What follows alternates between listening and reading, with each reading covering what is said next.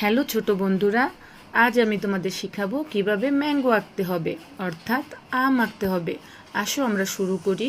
প্রথমে আমরা দুইটা নিচের দিকে ছোট চিকন করে দাগ দিব এবং দাগ দেওয়ার পরে আমরা উপরের দিকে ছোট একটি গোল করে দিব এবং এই যে দুটো দাগ দিয়েছি এই দাগের নিচে একটা স্মাইলের মতো করে এঁকে নিব। স্মাইলের মতো করে এঁকে নিলাম। এখন স্মাইলের একটু উপর থেকে আমরা বড় একটি এসের মতো আঁকবো। আমরা যেভাবে এস লিখি সেইভাবে উপর সাইডটা একটু বড় হবে এবং নিচের সাইডটা একটু ছোট হবে।